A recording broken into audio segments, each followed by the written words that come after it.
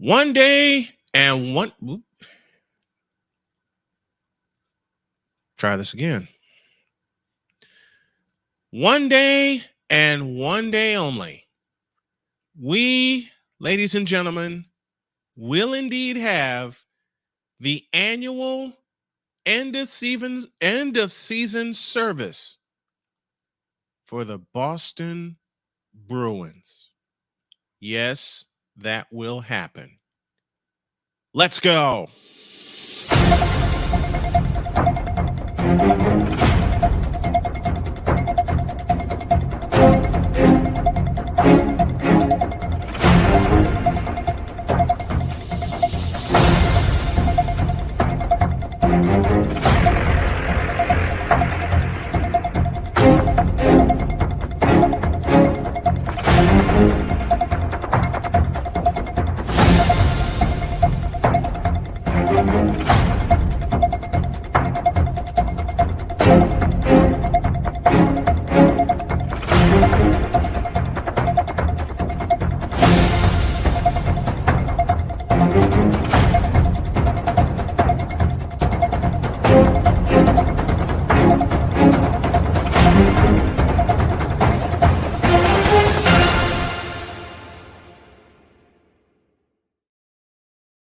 Can't do it. We'll do it live. Do it live! I'll write it and we'll do it live! Mister, will you please wake up, wake up, wake up, wake up, wake up?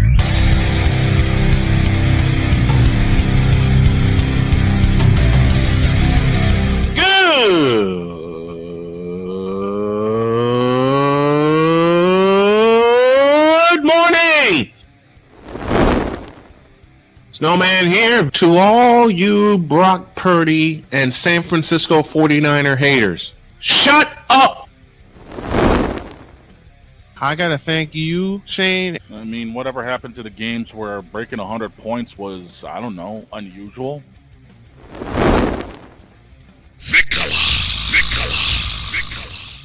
There was one word to sum up the All-Star weekend. Trays.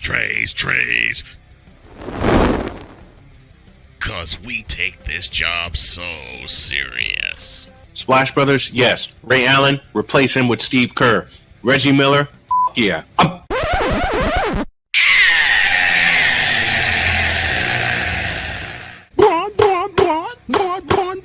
What in the all types of blue hell?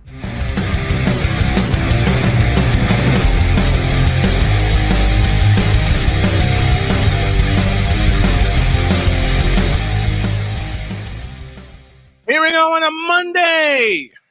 Good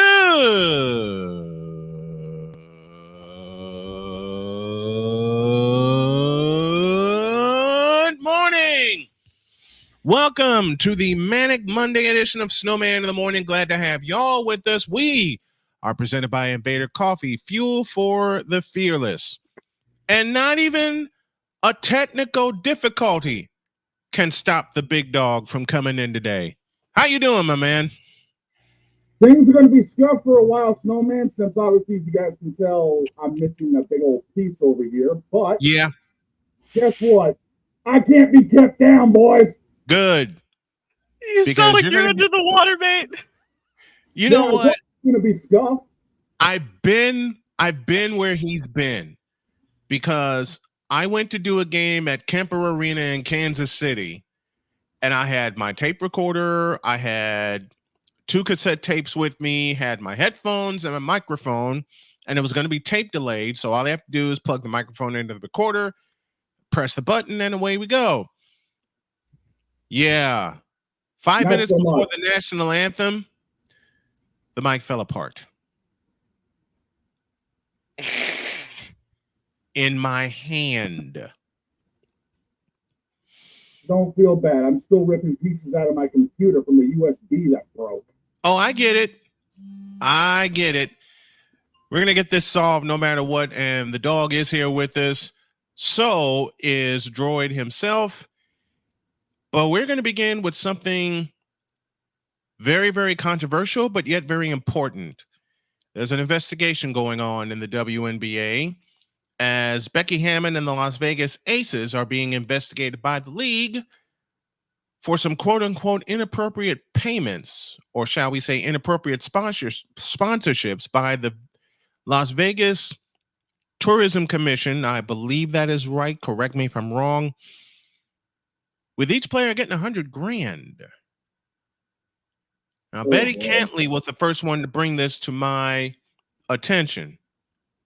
So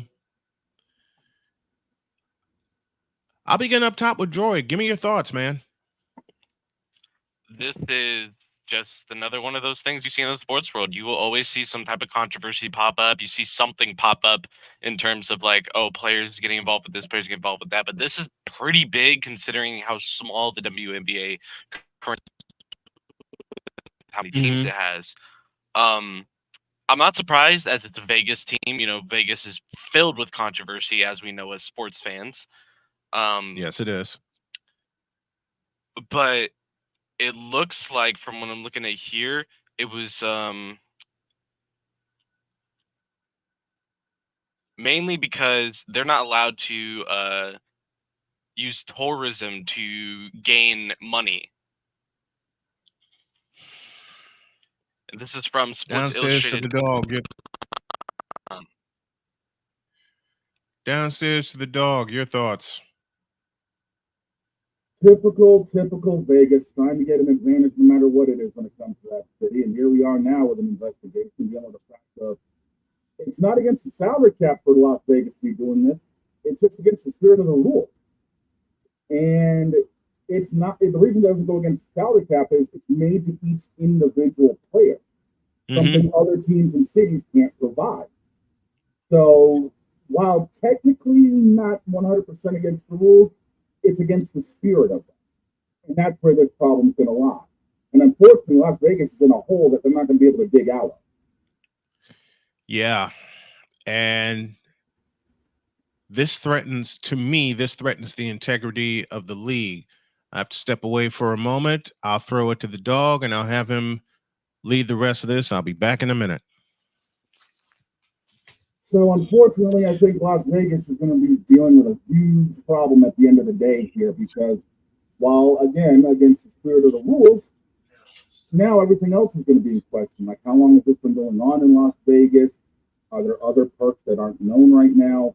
Unfortunately, that's what this investigation is going to uncover, and it could be a really dark day in Las Vegas for them.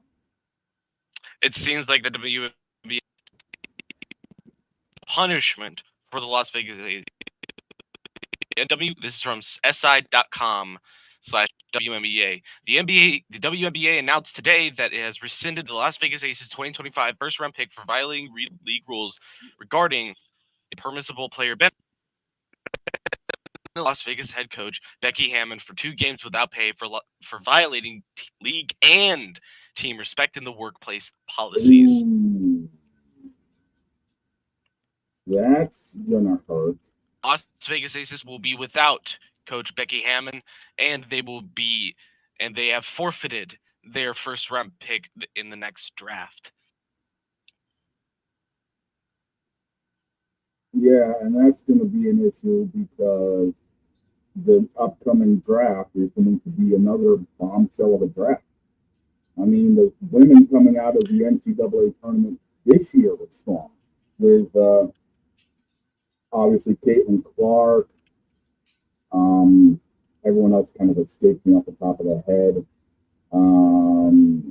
It's been a long morning, and again, everything is scuffled again. But the fact is, this upcoming draft for 2025 is going to be even deeper. And this is going to hurt Vegas in the long run, because they're not going to have, the premium pick that they were hoping to get. Now they have to wait till the second round, if not further, depending on what else comes from it. So we'll just have to wait and see how things are going on. It does seem like because of this big tourism thing that Vegas sold out 15 home games versus Phoenix unsold, which is tomorrow. August 30th versus Atlanta, September 3rd versus Chicago, September 15th versus Connecticut. And it looks like September is Dallas. Mm-hmm. And sadly, it's unfortunate to say.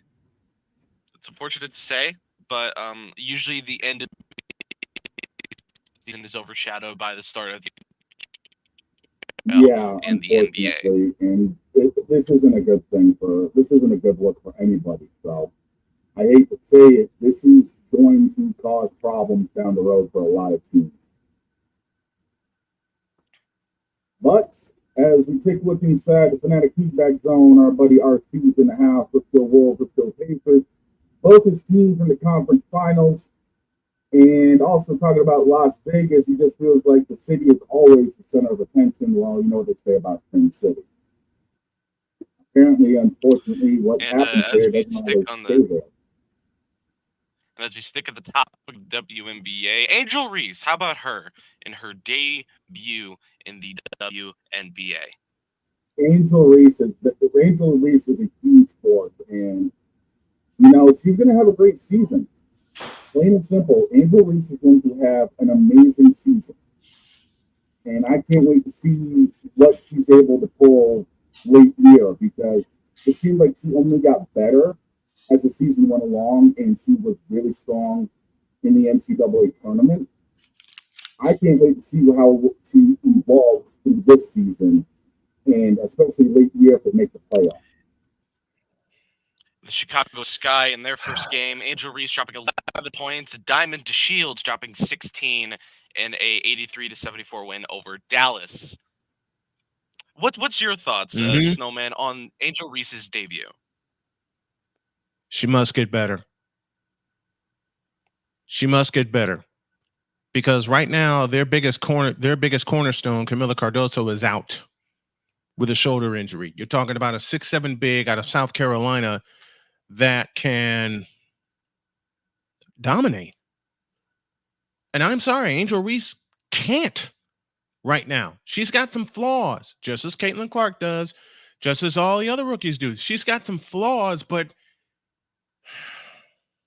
she's got to evolve. She has to. And unlike we saw this as the season went along for Angel Reese this year. She managed to evolve her game, and she brought her best version when it came and it mattered the most. That was the NCAA tournament. Yep. As I just got done saying a second ago, now it's time to step up and evolve again.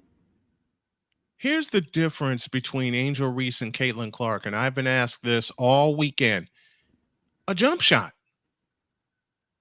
Yeah, Angel Reese has always been more of a dominant interior player. Mm-hmm. But she doesn't have anything outside of 12 feet. And they're going to force, and if you saw Angel Reese's highlights, they're going to force her outside until she can prove that she can hit a jump shot with some consistency. And I know that's going to take a while. I know that is. Angel Reese won her national championship by being dominant inside. Caitlin Clark beat her the next year by being dominant outside. The game has gone outside. Yeah, you see a lot more players stroking from 15 feet and back. The post players are more of a rebounding factor than a scoring factor.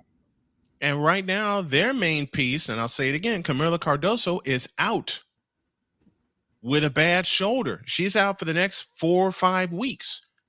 So we're going to have to see how all that goes. Let's take a pause for a break, and when we come, go ahead. I wanted to say one more thing. The big thing I'm seeing, the difference between Angel Reese and Caitlin Clark seems to be adapting a bit faster, as she's dropping 20-point games casually. In like the last 3 games, she's had 2 20-point games. The thing with Caitlin Clark, the turnovers have got to be cut. And that's just going to take time. What the Indiana Fever have is their cornerstone. Now they have to build around her. When she gets there, when she and the Fever get that first win, I think it's going to kick open the door. Let's pause for a break. When we come back from the WNBA to the NBA, I've always said to be the champs, you have to unseat the champs. Well, the NBA has done just that. Back in a few.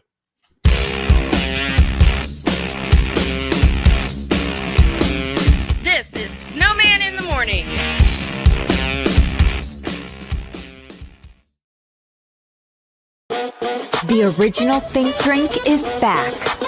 Level up with proven ingredients formulated to crush your competition. No gimmicks, no jitters, no messing around. Just high-potency results that keep you moving day or night. There's a new nerd in town, and we came to play. Nerd Focus. Smarter than energy. SeatGeek is the ticketing app for fans like Boomstick Lady. No free throw is safe from the roar of her sticks. SeatGeek helps her find a seat in the direct eye line of the shooter so she can sit where her boomsticks make the biggest boom. Everybody okay? SeatGeek handles the tickets to sports, concerts, and more, so fans can fan. Are you waking up in the morning with a sore jaw, headaches, maybe even ringing in your ears, all because you're grinding and clenching your teeth at night? That's exactly what was going on with me. That's when I found this, the Brux Night Guard. Now, the Brux Night Guard redirects the bite force away from the back teeth, reducing jaw pain while still protecting the teeth. This unique design is what makes Brux Night Guard different from all other traditional grind guards. Go to BruxNightGuard.com and order yours today.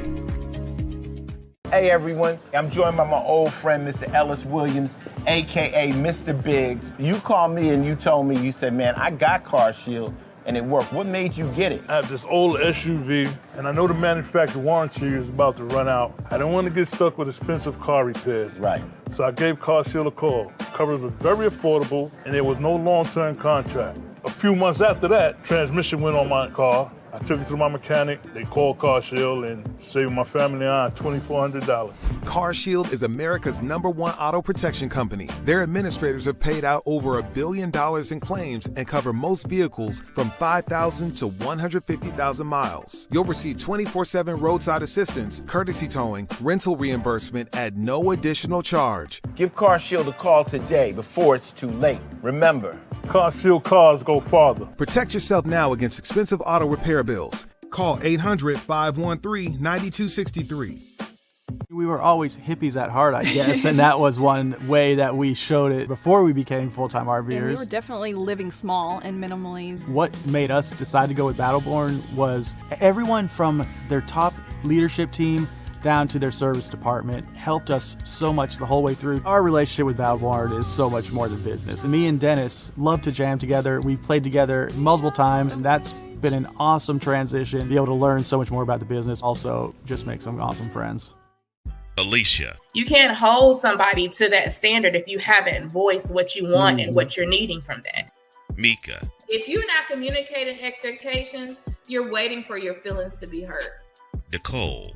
Yeah. A lot of people don't want to take the time out to be alone and to get themselves together. Ivan. You got to be willing to work through stuff. And from the jump street y'all done had problems, maybe you don't need to be working through those. BS3 Network proudly presents Queen 3 and King podcast. Live every Tuesday at 7 p.m. Central.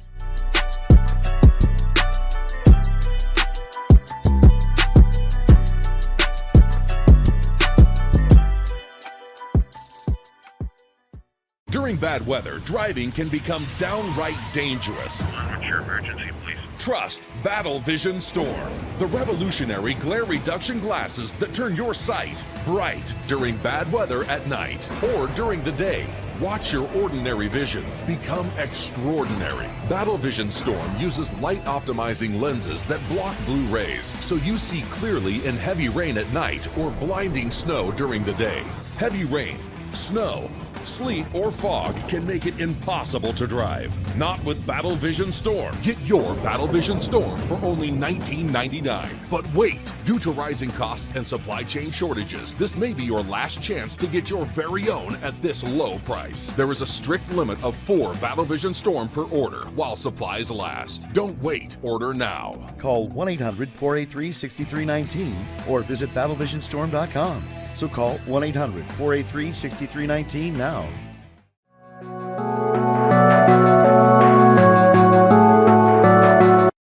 I wanted to do a TED Talk, but I don't have anything to talk about yet. I'm getting there. Life is for the living. We're not here that long. You can learn anything you want to learn without any money spent. What do I really enjoy? What do I really want out of life? I am your host, WIZE. Are you in a life holding pattern? Well, this is for you. Welcome to the Stuck in My Mind podcast.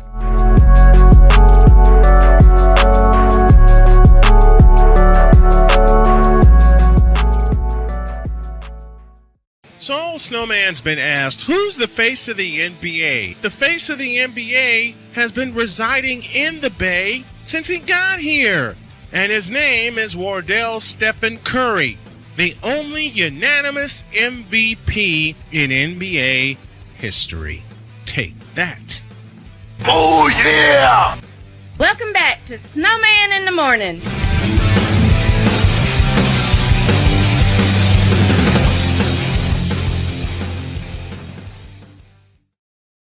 Ryan McCoffey's on the way at the bottom of the hour. Got the big dog and droid with us. And, well, as I said, to be the champs, you have to unseat the champs. And the Ant-Man woke up.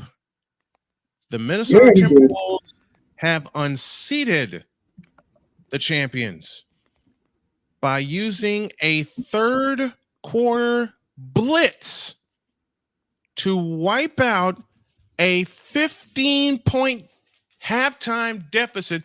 Hell, the Wolves did to the Nuggets what the Nuggets did to the Lakers in round one, and that's wipe out a 20-point deficit. 98-90 was the final in the seventh and deciding game. The Wolves take the series in 7, and that was their third win in the Mile High City. Let me say that again.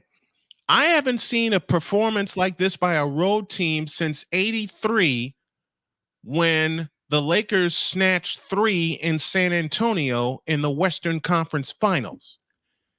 The Wolves won 3 in the home of the champs, including a blowout win. And, you know, that last bumper said Steph Curry's the face of the NBA. That has changed. You got to give some credit to the Ant-Man, Anthony Edwards, and also Karl Anthony Towns and that entire Minnesota Timberwolves team making their first conference final since 2004. Let's quickly go to the Fanatics Feedback Zone. Kenneth Clark, the first one in, says, hey, Snowman, how are you doing today? I'm doing good. We're doing great, man. RC, let's go Wolves. Let's go Pacers. Both my damn teams in their conference finals. I can't believe it, but it happened. Back to regularly scheduled programming. We will get to the demise of the Knicks in just a moment. But I see a horrifying trend when it comes to the Denver Nuggets. It goes like this. Except for their championship year, there has always been a game in their playoff run where they get a sizable lead and take their foot off the gas. It happened twice in this semifinal series. And would you know it, it bookended the series. Games 1 and 7. 5 years ago, they had the Portland Trailblazers on the ropes twice and let them get away. Where did the Trailblazers clinch Game 7? In Denver. I don't think Mike Malone's going to be very much long for his job. Now, the only reason he's still there, the only reason Mike Malone is still there is because of that championship last year. Tavares Smith from the Fanatics Feedback Zone, and he brings up a very true point, and I am guilty. Don't forget the Timberwolves got banished to the NBA Cup and given no chance by anyone on this show. Yeah, you're right. I always said to be the champs, you have to unseat the champs, and I'm eating a whole bunch of crow right now. Granted, it's in the form of a slice of pizza I had for breakfast, but you got to give these young Wolves some credit. They showed up and they showed out in Game 7, gentlemen. Yeah, they played like they had nothing to lose, and they really didn't because, granted, it was no tomorrow for anybody. And when you have 6 players in double figures, led by both Jaden McDaniels and the Ant-Man, Karl Anthony Towns, with 23 apiece, you're doing some damage in your front core. Now, granted, Jokic had 34 and Jamal Murray had 35, but no one else showed. No one else was in double figures for Denver. And that's why, A, they were held to 90 points in a 7th game. And B, they got some rebuilding to do. I said it, rebuilding. Because right now, the Denver Nuggets look like a bunch of frauds. After seizing the lead 3-2 after winning game 5 at home, they got blown to smithereens in game 6 in the Twin Cities. And then they got beat at their own game in game 7. And I'll say it again. It's not the first time, and I'll go up top to Droid for this. It's not the first time that the Denver Nuggets have blown a lead in what should have been a closeout game, not just in this playoffs, but in playoffs past. Yes, this is true. And tell me where you heard that before. Going up in the series and then blowing it up. Where have we heard that before, Shane? I've heard that a few times. You know where we heard. You know where we heard it before. Yep. Let's get to the series. No one expected the visiting team to win, and not just that one, but both of them, both game 7. I can tell you, I was the only one, or one of a very, very few that picked the Indiana Pacers to win game 7. Hell, I called Pacers in 6. Well, everyone was wondering, where was Tyrese Halliburton? Well, to all you doubters, I hope game 7 answered your question. The Indiana Pacers blistered the Knicks at home. And just a message to Stephen A. Smith, you can shut up now. You know what? On that candy ass. I've been telling him to shut up for a long time. I've been telling him because the Knicks will never win it. You got to hear me out. I will say this, and I know I'm going to anger a lot of Knicks fans. I got to do what my wife tells me, which I don't mind. I got to do what my wife tells me, but I'm going to anger a lot of Knicks fans by saying the following, and it goes like this. The Knicks will never win a championship as currently constructed. They just won't. No, they won't. No, they truly won't. That's a given. I mean, as they're constructed right now, they're playing second best to everybody else. It's not, third or fourth. They won't make it through the conference. I don't know how the Knicks got the number 2 seed in the East. I don't. Because Boston ran away with it so much. Celtics are better. Yeah. Well, you had to have some number 2 seed, but as currently constructed right now, I don't see how. Okay, I'll repeat it. I don't see how the Knicks win a championship with this team. Because they had to battle a lot of injuries. Okay, let's just put it out there. They've had to battle a lot of injuries, but they had to battle a lot of themselves also. And it starts at the top with Tom Thibodeau. Where have we seen this before? Anybody remember 2011? Oh yeah. And how he wore down Derrick Rose, and Thibodeau had another big injury. Listen, this is what a lot of people don't remember about that 2011 East Final Series, aside of the obvious that they were blowing the whistles for LeBron anyway. Omer Asik, their big-time defensive center, was out. He got injured. There were a lot of injuries that the Knicks had to deal with in this series, but they also had to deal with a very hot shooting Indiana Pacer ball club, the same way the Nuggets had to deal with a very hot shooting Minnesota Timberwolves ball club in the second half. Now back to the Knicks. They surrendered a blistering 76% shooting in the first half. which spelled doom for New York. Granted, they got to within 6 in the third quarter, but then Tyrese Halliburton and that 3-point shooting ball club woke up. And that's the last thing you want to do with a hot shooting ball club like Indiana. Now Indiana has to take their act to Boston. And I say Indiana wins this series. It'll take all. Listen to me carefully. It'll be the same thing. It'll be a mixture of 1991 when there was basically no defense played between the Pacers and the Celtics. Only difference is there are 7 games involved instead of 5.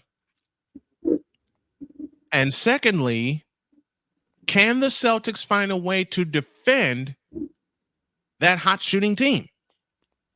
That's the only fear that I have. I mean, the Celtics are long, they're lengthy, they're athletic as hell, and they're very defensive minded. Don't get it twisted. They are very defensive minded, one of the best defensive teams in the league. However, and you can't say I'm wrong for this, Shane.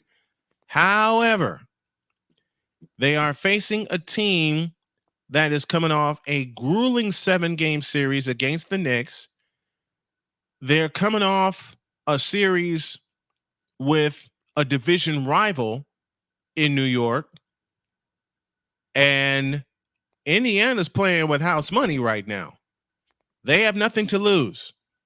Yeah, but the thing about it is Boston's well rested, and there's 2 words that I've got that Indiana won't like hearing. Deeper bench. True.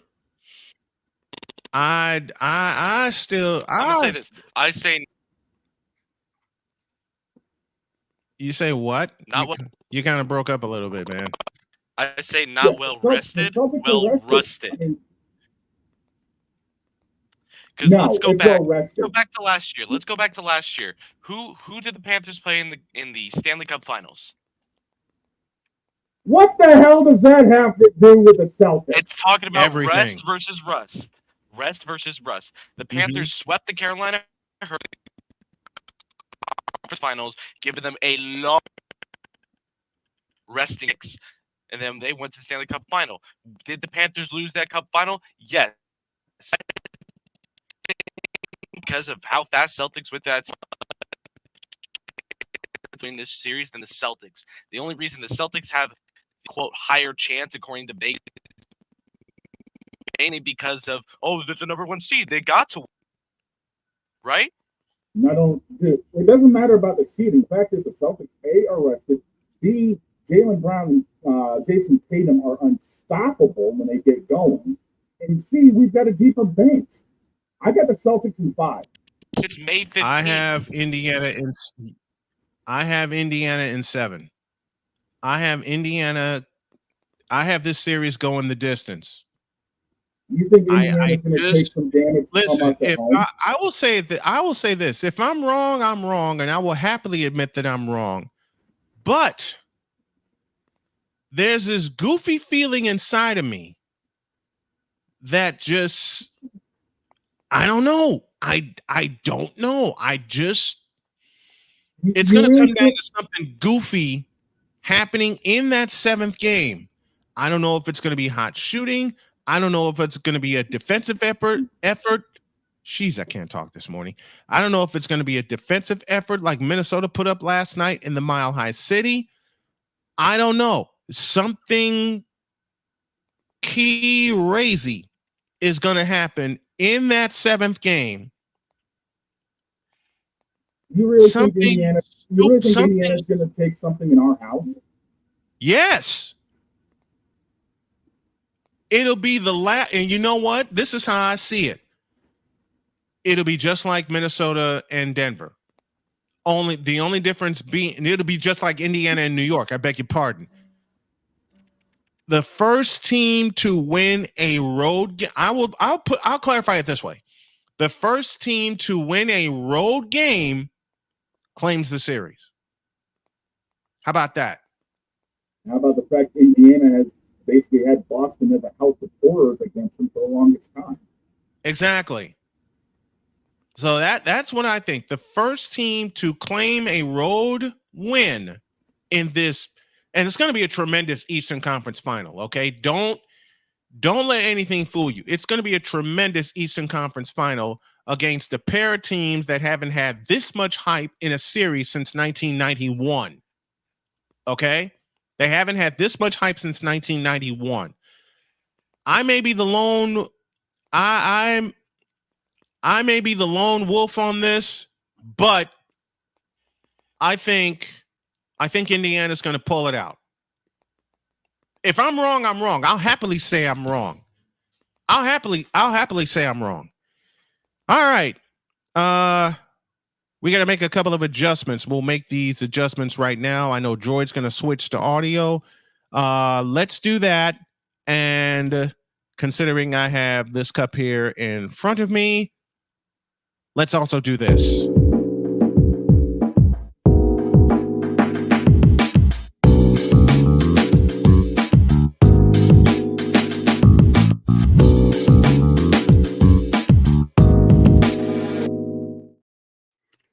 Hello there.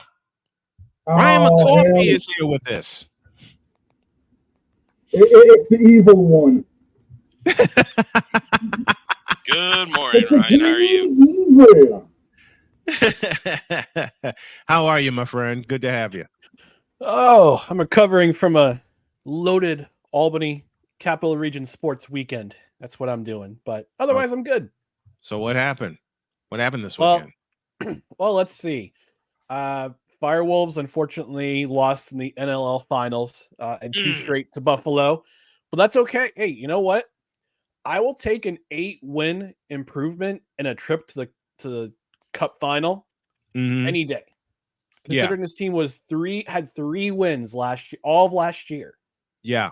And nobody expected them to go this far this year. It was a privilege and an honor to cover this team, to see how they've grown over this season. And I have no complaints. No complaints at all. Good. All right, man. What else you do this weekend in the region? In the Albany region? Well, I pay attention to the Adirondack Thunder up in Glens Falls. They are in the Kelly Cup semifinal. They're in the Eastern Conference final. They go to Florida with a 1-1 at tied at 1 game apiece in the series. They'll play 3 in Florida, and then, if necessary, come back to Glens Falls for Game 6, if necessary. So we'll see what happens there. One of the few final series that still goes 2-3-2. I like it. Yeah. The ECHL is so broad. You know, it goes from coast to coast and then coast to coast. So it's you got to take the bus down to Florida and then play 3 straight there. Then come back. So there's a lot of travel. And they play the winner of I think it's Toledo and Kansas City, in the Kelly Cup final. If they go that far, they have never been to a Kelly Cup final, so this is great for the Thunder. And then yesterday I was at back at the MVP arena, watching the Albany Firebirds. How can I put this politely? To destroy. Pretty much destroy Southwest Kansas, 66-15. It was. Look, this was a team that had not played since May 2nd. 17 days. They had to wait for an opponent. And I'm very sorry to those fans in Southwest Kansas, but I said I'm sorry, Droid. Let's be real, they got shelled. They got smashed. They forget weren't that. They got smashed. They were. That was the full game for me to watch. And I gotta say this to the Arena Football League. We talked about it last week. I put then Commissioner Lee Hutton on the hot seat. He's been deposed. He's been deposed. Jeff Fisher is now the interim commissioner of the league, which is a great thing because it gives the league, it gives them name recognition, it gives them some credibility, and they actually started doing the right thing, which they should have done, as opposed to try to reach too high and put their games on the NFL Network. They put it on a network that nobody has ever heard of. They switched over all the games to YouTube, which is what they should have done. Which they should have kept. What they should have done in the first place. In the first place, Hey, yeah. Should have done that. Should have done that in the first place. Yep. So now they have a big match on one. They have a big game on Friday against West Texas. West Texas. I can't remember their last name. Desert Hawks, who used to be the Warbirds when they were in the NAL. And now they're facing the West Texas Desert Hawks on Friday night, and that's going to be I think it's going to be a great game. That's going to be a great game because they're both. I believe they're both undefeated, if I'm not mistaken. First one to 70. Yeah, pretty much. It's going to be the first one to 70. Although, if you ask the Firebirds, they're like, no, we're not going to allow 7. We're not going to have them drop 70 on us. I'm talking about y'all having 70 on them. Oh, okay. Yeah, I'm talking about y'all putting 70 on everybody. Let's put Let's put it this way. The offensive reserves were out for the second half yesterday, and they still scored 31 points.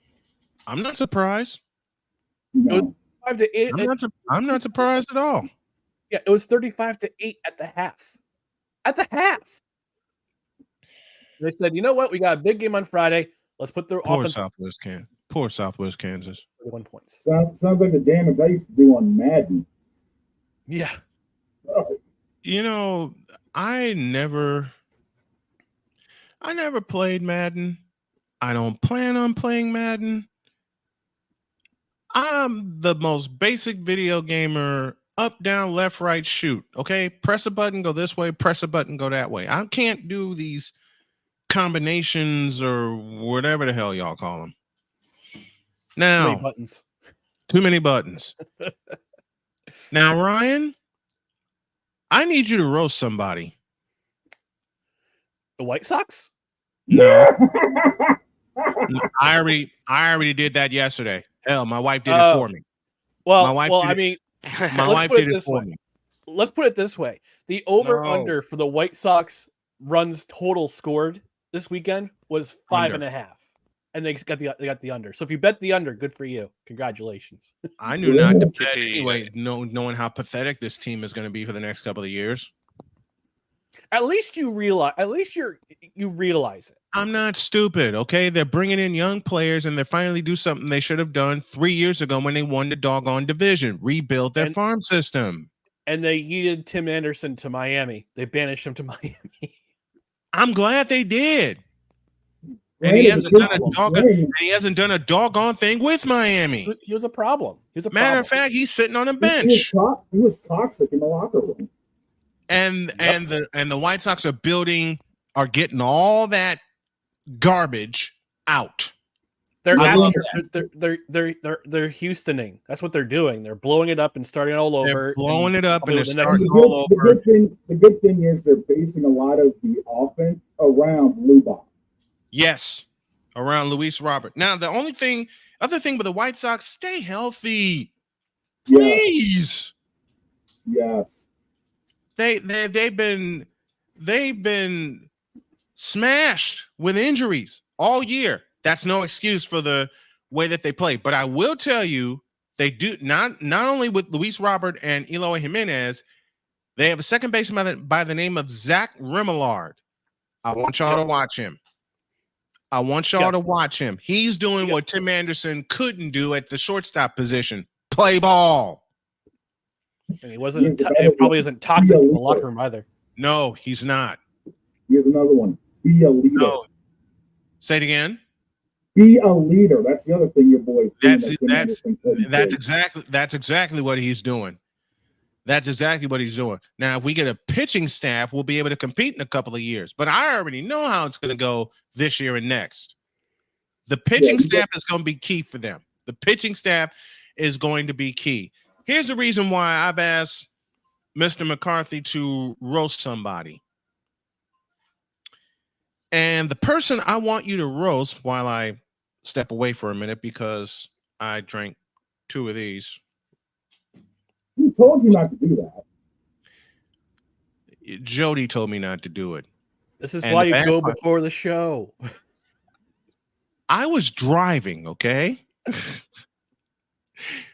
You got to allow me that. I was driving to pick up my daughter, okay? You know the crazy part? As my loving sister would say, don't make excuses, be accountable.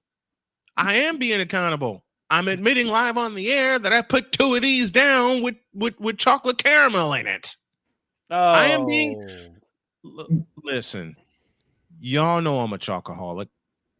Y'all know I can't help it. Okay? I'm trying to help. Listen, you want accountability? And this is where I laugh at myself. I went the full day yesterday without caffeine. I went the full day yesterday.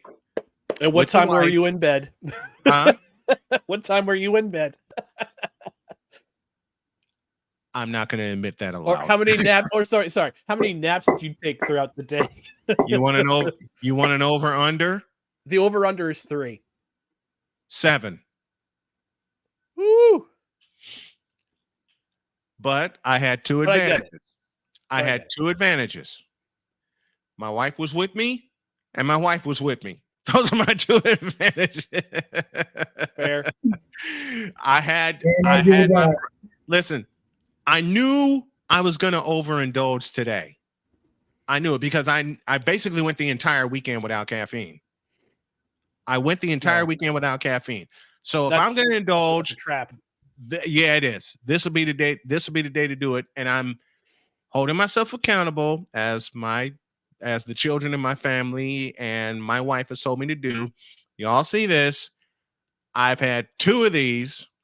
One sitting up at 5 o'clock this morning, trying to put the show together, and the second one I had on the road while I was picking up my daughter. Here's the crazy part. Guess who gave me the first one? Jody. Yep. Yeah. All right. So speaking of coffee, who am I roasting? Mike Greenberg. Ooh.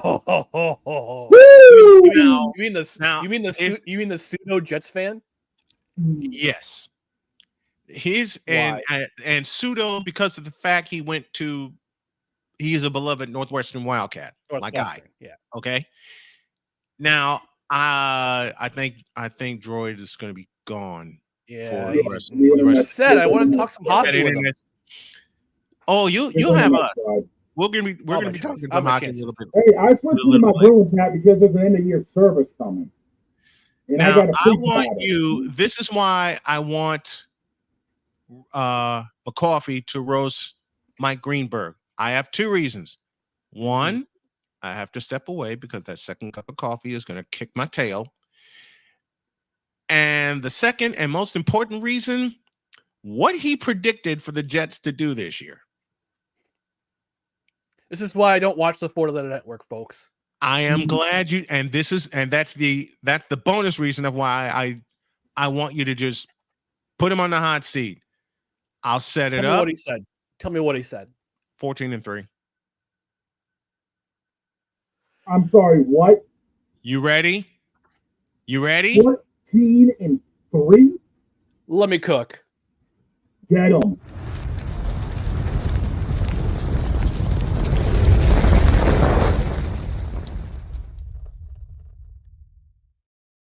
It's all yours, McCoffee. Cook! Well, before we get to me cooking Mike Greenberg, I have to do an ad read because if I don't read it, Sick Diggy will get apoplectic. This moment of stubbornness by Snowman Multiple is brought to you by Busted Skull Helmets. When you're hard-headed and gotta learn the hard way, Busted Skull Helmets got you. Protect your head and your butt. And Clearwater laxative chocolate flavored stomach treats. When things get muddy, Clearwater is your buddy. Now, Mike Greenberg. Wow. Yeah, all right, that's how you get mud butt. Yeah, Mike Greenberg. Why? 14-3. 14-3. Really? 14-3 prediction for this team. Was this the same prediction you had last year with the Jets? I can't go back on the records because I don't watch the 411 network. I don't watch the 411 network because there's too much clickbait and there's too many, I don't know how to say, lukewarm takes on that network. And that was one of them. That wasn't scalding hot. That wasn't lukewarm. That was freezer burn cold. Okay. 14-3. I mean, I'm gonna look at the schedule right now.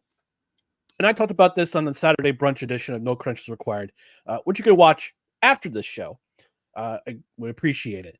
But I'm looking at the schedule, and I said, if the Jets are 7-4 or 8-3 by the bye in week 12, they have a good chance to not only win the division, or not only a good chance to earn a wild card spot, they have a great chance to win the division. And I think this division is going to be wide open this year because I think the Buffalo Bills have regressed with all that talent that they let go in the offseason because of salary concerns. Thanks, Josh Allen. And because Miami also took a step back. Plus, I'll give credit where credit's due. Miami can fly. The Dolphins can fly. You got flying Dolphins in that team. But once they get punched in the face against a physical team, they're not that great. We saw it in the playoffs. We saw it in the playoffs last year. We saw it in the wild card. We saw it in multiple games last year. Hello, week 5 against the Buffalo Bills. Go back and check the tape. They got punched in the face and they wilted. That's what happens. But 14-3? I mean, what games do you have them losing? I can see the week 1 against the 49ers. And I know Snowman has said, we're going to kick your butt in week 1. We're going to crush you. The over under right, actually the money line right now is 5.5. If the Jets lose, they'll cover. All right. So if they lose week 1, they'll win week 2 because they're playing Will Levis and the rebuilding Titans. They'll win week 3 because the Patriots. They'll win week 4. Sorry, Shane. Got face reality, man. I know, but still, hey. I don't feel sorry for you. You've been busting the Patriots been busting my chops for the last decade and a half and change. Okay. Anyway, Denver, they'll beat Denver. Minnesota, back and forth game. I think that'll be a close game in London. Bills on Monday night, that'll be a close game. Pittsburgh, they win. New England, they win. Sorry, Shane. Ow. Houston's a potential. Right in the feels. Houston's a potential loss. That could go either way. They'll beat Arizona. Indianapolis could go either way. So that's 3, possibly 4 losses. But again, they're 7-4 or 8-3 at the break. And this is their latest bye week since 1990 when bye weeks were established. All right. They look at the rest of the schedule. It gets a little tougher. Seattle, week 13, Seattle at home. Then they travel to Miami. They stay in Florida for Jacksonville. They come home for the Rams. Then they're at Buffalo. And then week 18 is a home finale to be determined.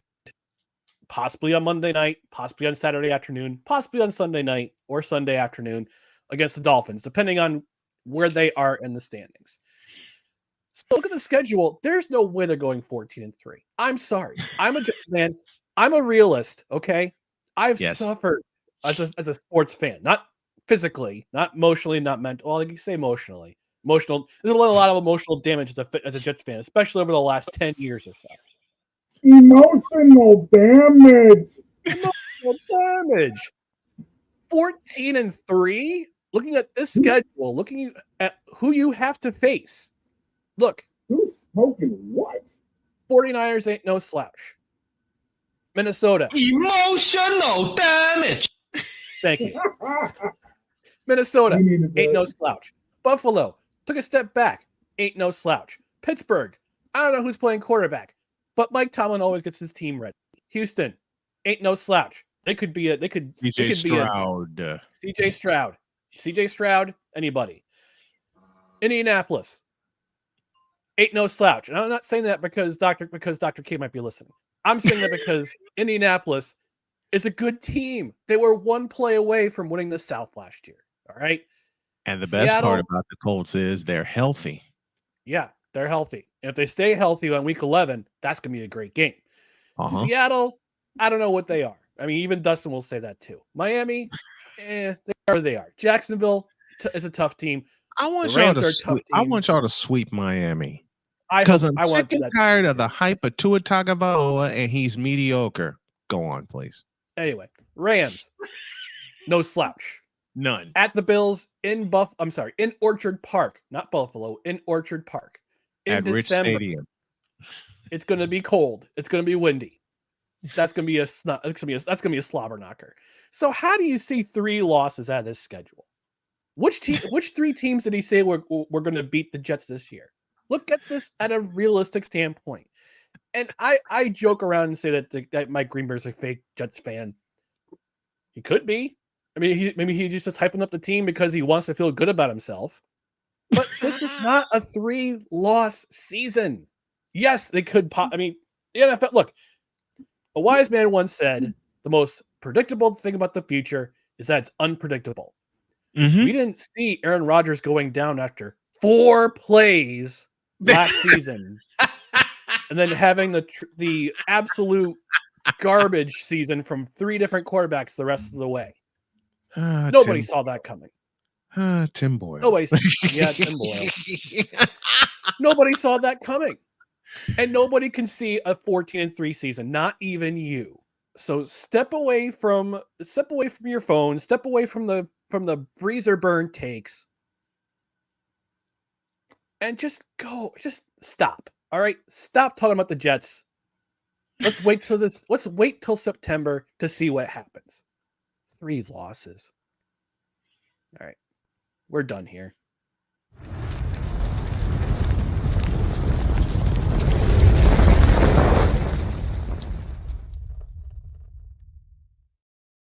Later on, we'll make our predictions for the NFC division winners and how each team will finish within their division. Do the NFC. I'm going to add a little something to Mike Green, to the roast of Mike Greenberg.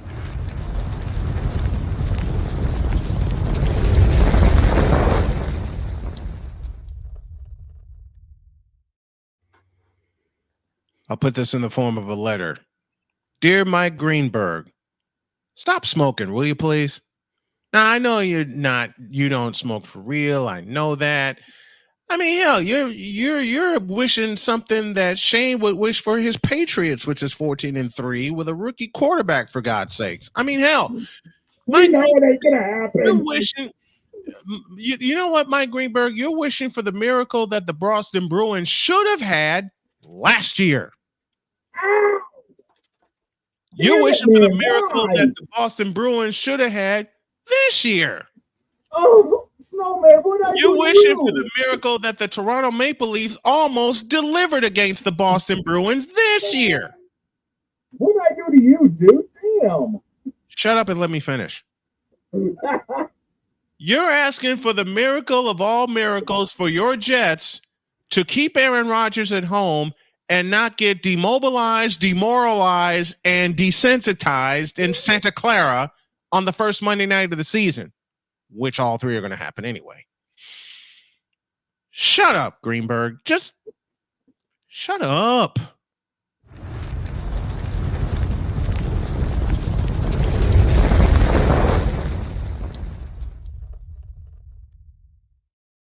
I'll say more later. I got enough damage here from not having my whole normal setup. Why you got to do that now? Oh, I'm just warming up. Let's get Ryan out of here. Thanks for coming, buddy. We appreciate you, and we'll see you in a week. All right. See you, folks.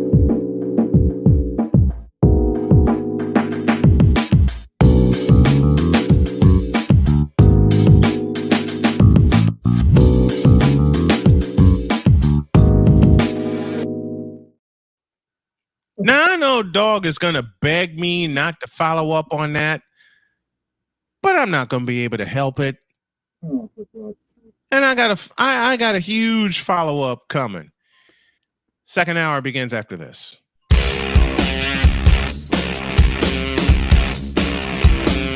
This is Snowman in the Morning.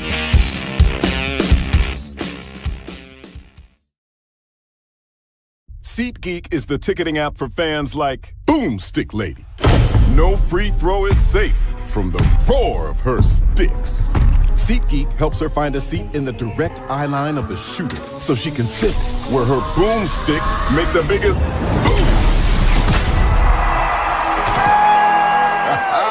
Everybody okay?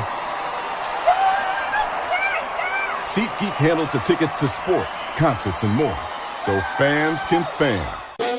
The original Think Drink is back. Level up with proven ingredients formulated to crush your competition.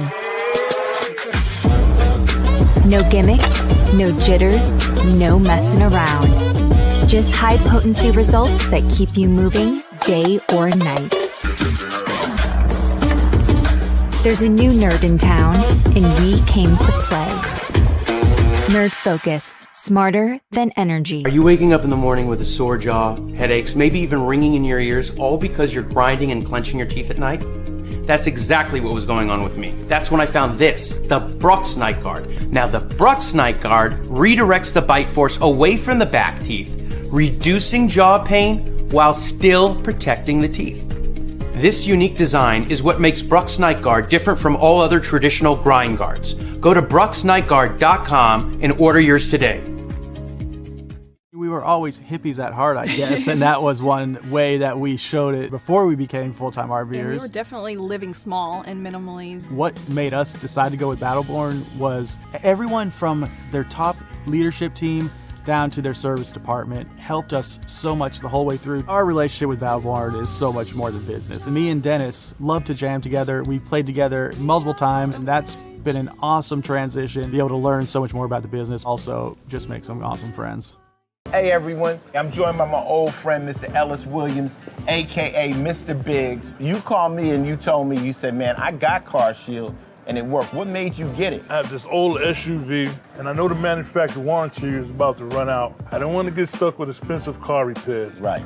So I gave Car Shield a call. Coverage was very affordable and there was no long-term contract. A few months after that, transmission went on my car. I took it to my mechanic, they called Car Shield and saved my family on $2,400.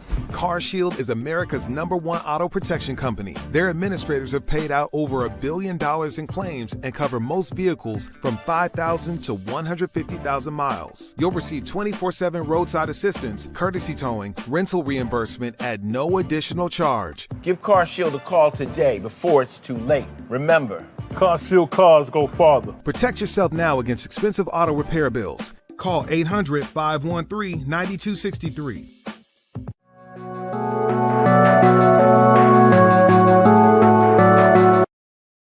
I want to do a TED Talk, but I don't have anything to talk about yet. I'm getting there. Life is for the living. We're not here that long. You can learn anything you want to learn without any money spent. What do I really enjoy? What do I really want out of life? I am your host, W-I-Z-E. Are you in a life holding pattern? Well, this is for you. Welcome to the Stuck in My Mind podcast.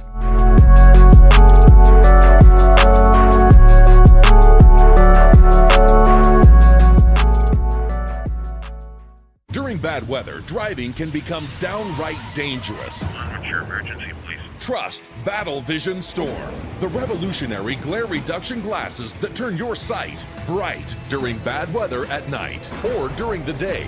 Watch your ordinary vision become extraordinary. Battle Vision Storm uses light optimizing lenses that block blue rays so you see clearly in heavy rain at night or blinding snow during the day.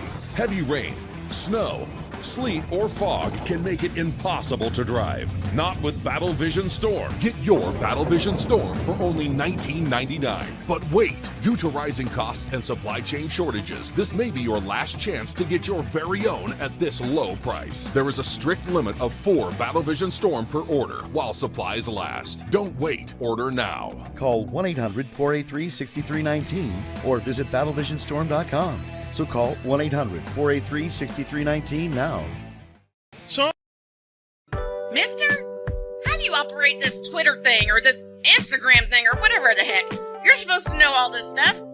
Anyway, welcome back to the show. Do us a favor, folks. Today launches the new version of the podcast. You can pick it up on any of your favorite podcast carriers. With the Dawg, I'm the Snowman, and I've been challenged by the Playmaker. Lukewarm roasting, huh? You ain't heard nothing yet. And I promise I'm not going to take a shot at Shane.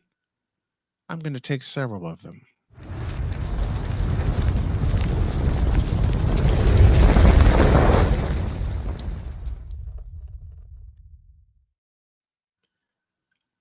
But first, a moment of silence for the annual end of season service for the Boston Bruins.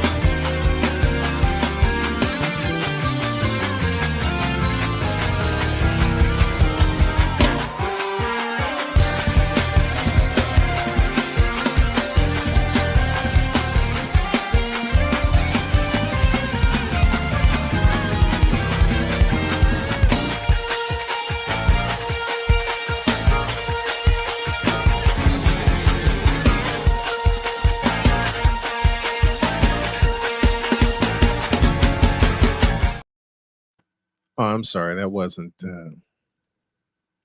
that wasn't what I was supposed to put. For that. Why are you shaking your head at me?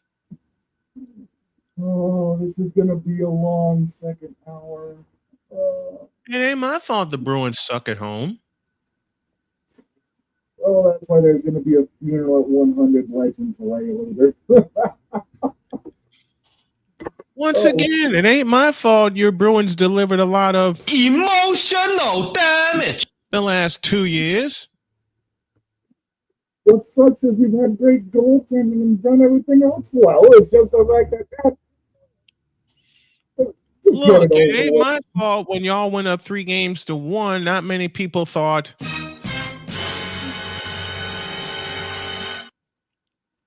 hell, when the Patriots drafted Drake May, and not like a lot of Patriot fans thought.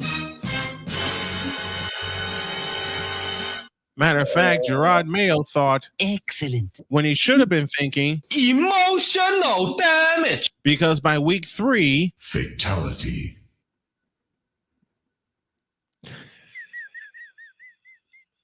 Let's get it over with. Oh. That was the Red Sox letting Mookie Betts go.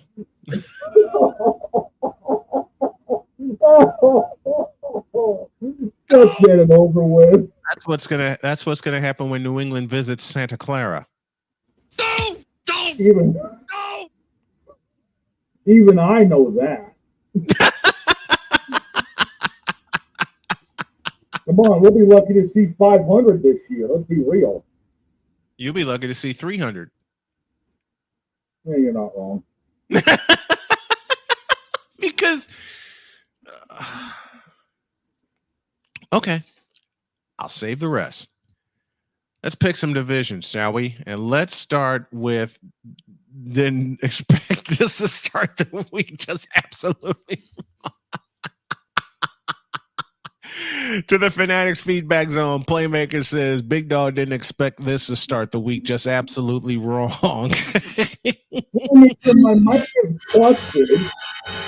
I'm on my webcam mic. I didn't expect none of this, to be honest with you. I'm here scuffed out, and now I'm getting my ass whooped.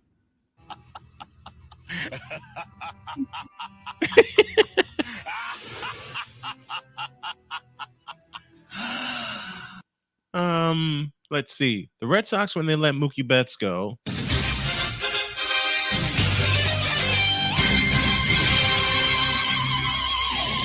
Yeah, pretty much. But the Bruins have their Denver Nuggets and the Florida Panthers. Yeah, that's true. Don't remind me. And the Red Sox have everybody. No, change that. The Patriots have everybody. I mean, again, again, A, you're not wrong, and B, the Red Sox are game under 500 right now, so you're not wrong. How much do y'all miss Mookie Betts? Plenty. Trust me. Plenty. How much do y'all miss Jackie Bradley Jr.? Tyler O'Neill's been a good replacement. Emotional damage. All right, let's pick some divisions. I can't take. Yes, I can. Holy smokes! You need booze. Yes, I do. I need a nice one of vodka. I got some orange juice over here. I need some screwdrivers. It's Monday, and it's Monday morning, 11:12, and I'm ready to start drinking. Thanks.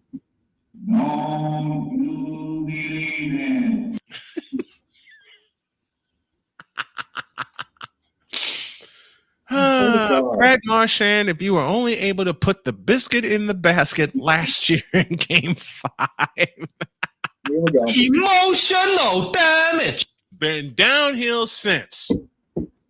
Wait, why'd you just toss your hat? It's my Bruins hat. What else am I supposed to toss? Why'd you toss it, though? That's not... Because it's the end of the year, dude. Everything's screwed. Never mind. Okay. I'll try this a third time. And then there's going to be a fourth time and a fifth time. And a sixth time. You already know that. All right. Yep. Let's start with the NFC North. My order of finish in the NFC North goes Detroit, Green Bay, Minnesota, Chicago. And both Minnesota and Chicago are not going to have even 6 wins. I got Detroit taking the North, Minnesota over the Packers, but I'd say both of them will be lucky to see 500. The Bears ain't going to do jack. The Bears are going to win their first 3 games and then lose the rest of the season. That's how bad I see it. Hell, they can win their first. They can win their first game of the year and then lose the next 16. They could do what the Carolina Panthers did a few years back. Win their first one and lose the rest of them. Because the Bears are not going to be good for a long time. No, they're not. The Bears are not going to be good for a long time. And yes, if y'all believe I am taking a direct shot at Caleb Williams, I am. Oh, I mean, hell, we both are. Caleb Williams sucks. Because, listen, I have the perfect question for Bear fans. When y'all got so hyped, and we saw it during draft night, that they picked Caleb Williams, all I can think of. Does anybody else feel like a fried egg? Because the Bears brass is fried to trust him. You really think the Midwest democracy of Bear idiocy has actually got an answer for you on that? Do you realize Mike Greenberg has them being a playoff team? Greenberg. I wish I was making this up. I wish I was making this up. I wish I was making this up. Greeny, quit drinking before you go in the first thing in the morning. Yeah, again, who are we talking about here? Mike Greenberg.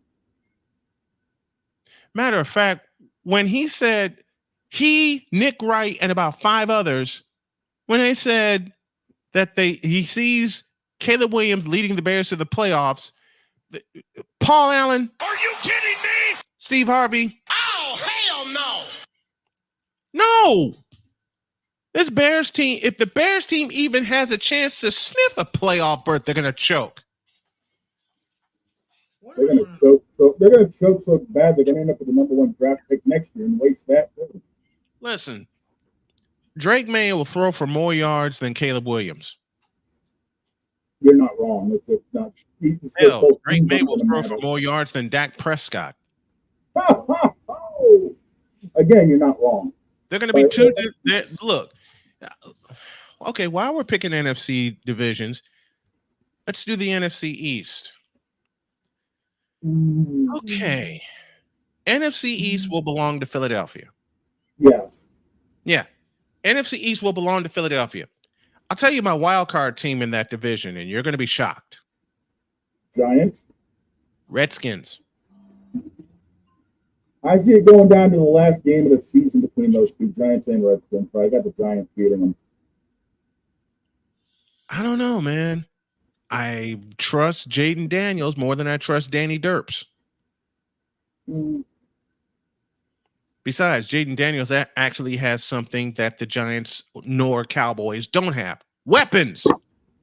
True.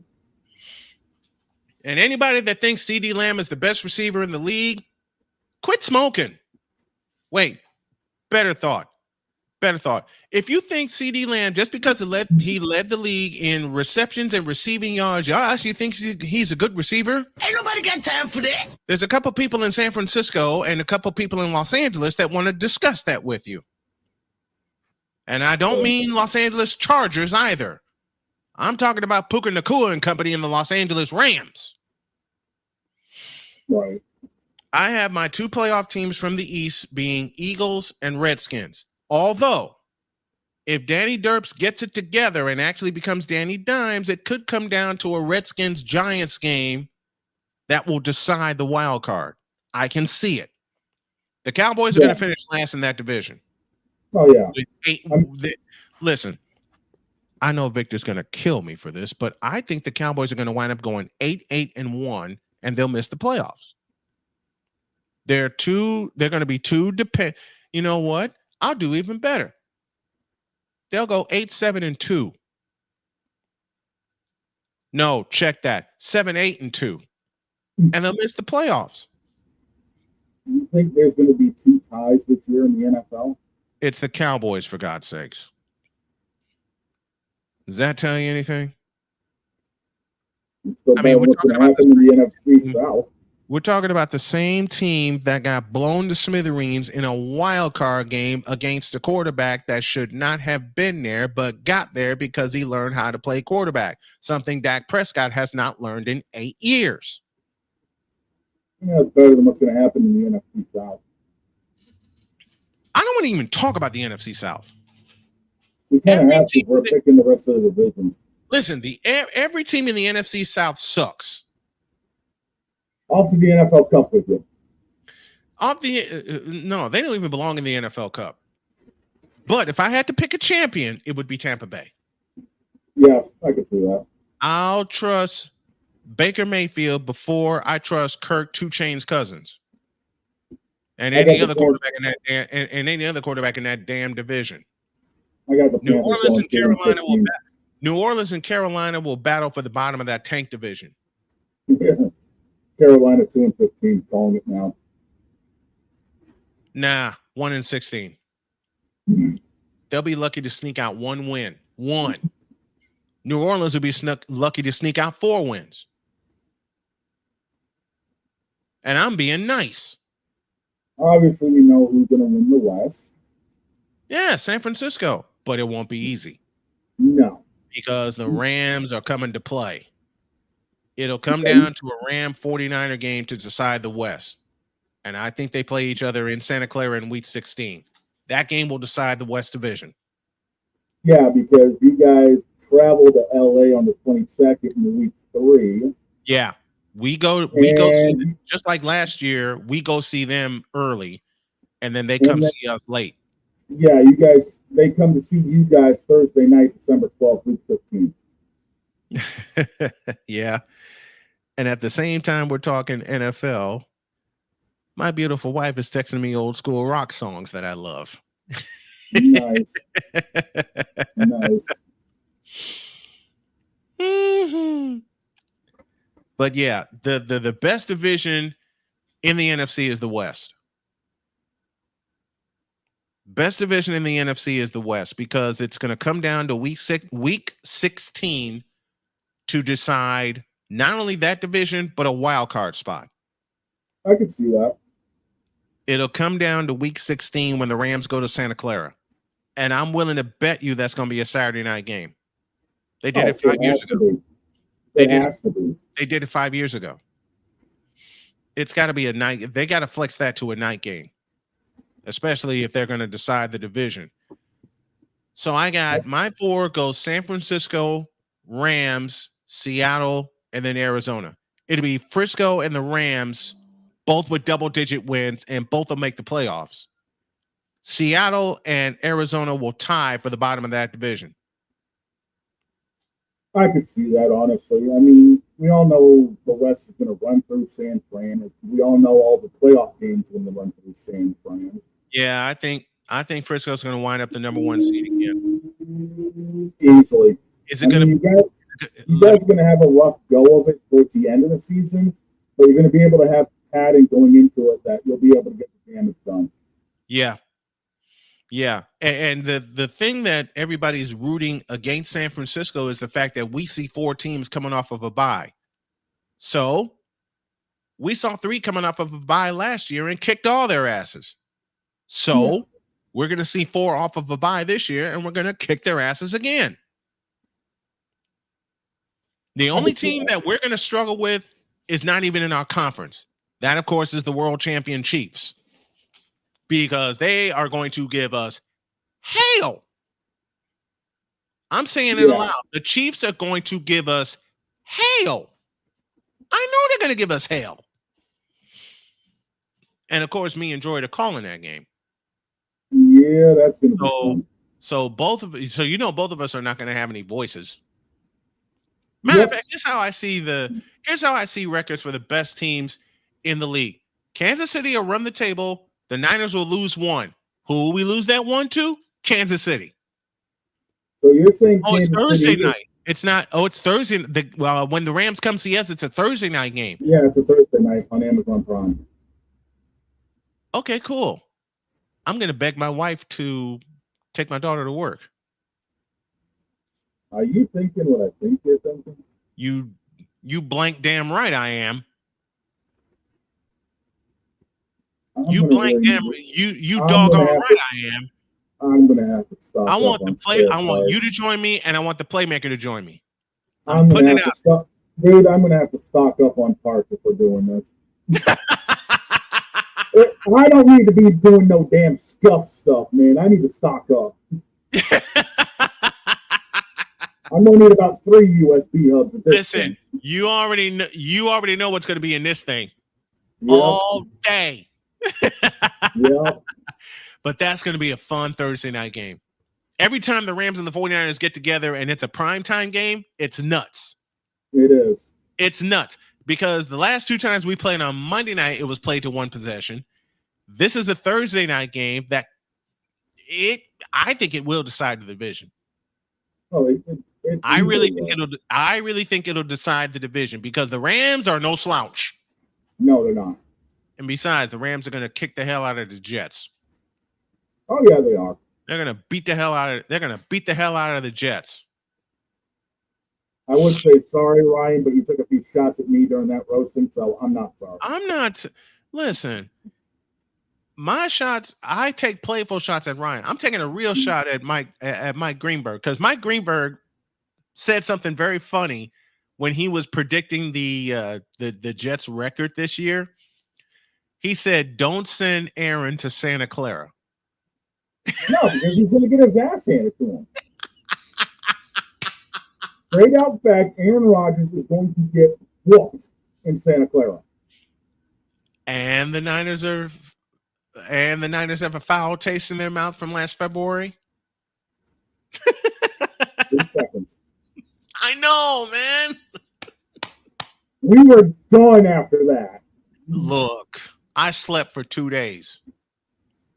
You were wondering where the hell I was for 2 days. I was zonked out. Dude, I did the second half in overtime with you, and I was lucky to have a voice. I was zonked.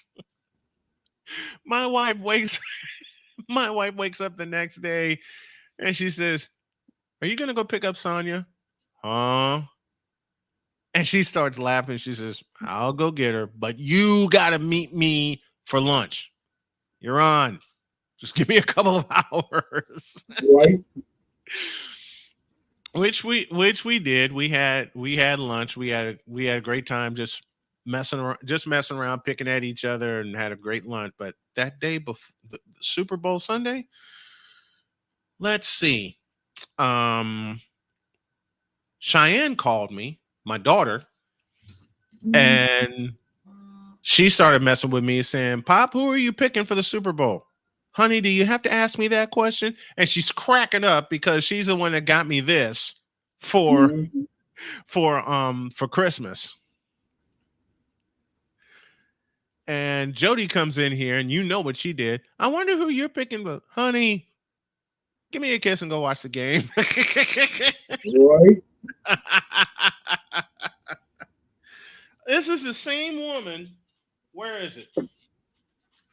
This is the same woman, bless her heart, that gave me, whoops, it's upside down, this as a Valentine's present. Mm-hmm. You think I ain't hanging it up in my new office? Oh, I know. Trust me. To the Fanatic Feedback Zone, Ryan says another receipt. Another receipt for what? You're going to get your asses handed to you on Monday night in Santa Clara. And I'll be taking the receipts the next day. But I will say, just in case, because I had to do this 2 years ago. Where'd it go? I do have my special receipt book, which is kind of full because I expect to be wrong on some of my picks, even with the Jets. So got that. But yeah, NFC East goes through Philadelphia. NFC North goes through Detroit. NFC South will go through Tampa. And the NFC West, by a slim margin, will go through Santa Clara. We'll go through San Francisco. Oh, I could see all of that easily. Yeah. And the most competitive division is going to be the NFC West. It won't be the East because Philadelphia is going to win that running away. Matter of fact, I see Philadelphia winning 13 games. I could see 12-13 going by the end of it. You know what? It could go 16 for Frisco, 15 for Detroit or the Rams, 14 for the other one, and 13 for Philadelphia. It could be it could be a tie for 14 wins with Detroit and Philadelphia. Yeah. It could go that way. Yeah, it wouldn't surprise me. I mean, the NFC is actually stacked this year, and that's a little surprising. Mm-hmm. Usually there's only one or two good teams in the NFC. This year there's like 6 of them. Yeah. It's going to take for Frisco to repeat for the third time as division champions. And the last time they did that was mid-90s, wasn't it? 88, 89, and 90. Montana years. Yeah. Toward the end of the Montana era. But it's going to be tough with the Rams in that division, man. The only way I see I'm putting that out there right now. It's going to be tough as hell in that West division. I'm putting this out there. The only way San Fran repeats, honestly, is if LA stumbles late. Yeah. LA would need to lose 3 out of their last 4 for San Fran to actually pick up the division. Yeah, because they're both going to come out smoking. Easily. The Rams and Niners are both going to come out smoking. The way the Niners seize control of that division is if we snatch the first one in Los Angeles. Yeah. And that'll get us started running through the division, but that last one against LA will decide it. Yeah, the Thursday night. I really believe that last one against the Rams will decide that division. And it's on Thursday night. Oh my gosh. Yeah, because the Rams last 3 games, they're on the road for the Jets. Sorry, Ryan. They're at home for Arizona, and they're at home for Seattle. Yeah. The Rams are backloaded. The Rams are backloaded with home games. Yeah, and it's all purgatory basically. Mm-hmm. Well, the Cardinals are in hell. They ain't in purgatory. They're in hell. Yeah. But, I mean, as we all know, teams getting complacent towards the end of the season tend to overlook those games. Yeah. LA can't. Yeah. All right, let's take one final break. When we come back, Jay Spivey will join us for the first time in a while. And I will happily admit it was my fault. Back in a minute.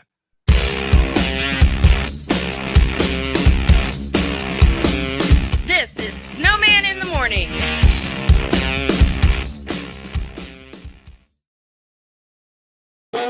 The original Think Drink is back.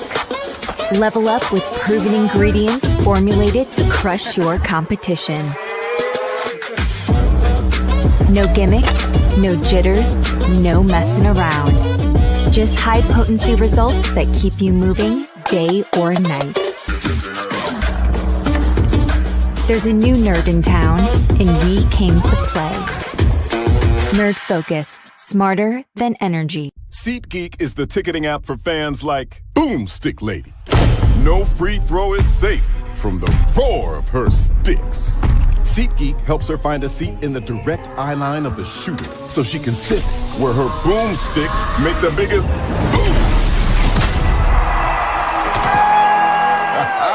Everybody okay? SeatGeek handles the tickets to sports, concerts, and more, so fans can fan. Are you waking up in the morning with a sore jaw, headaches, maybe even ringing in your ears, all because you're grinding and clenching your teeth at night? That's exactly what was going on with me. That's when I found this, the Brooks Night Guard. Now, the Brooks Night Guard redirects the bite force away from the back teeth, reducing jaw pain while still protecting the teeth. This unique design is what makes Brooks Night Guard different from all other traditional grind guards. Go to brooksnightguard.com and order yours today. Hey everyone, I'm joined by my old friend, Mr. Ellis Williams, AKA Mr. Biggs. You called me and you told me, you said, man, I got Car Shield and it worked. What made you get it? I have this old SUV, and I know the manufacturer warranty is about to run out. I didn't want to get stuck with expensive car repairs. Right.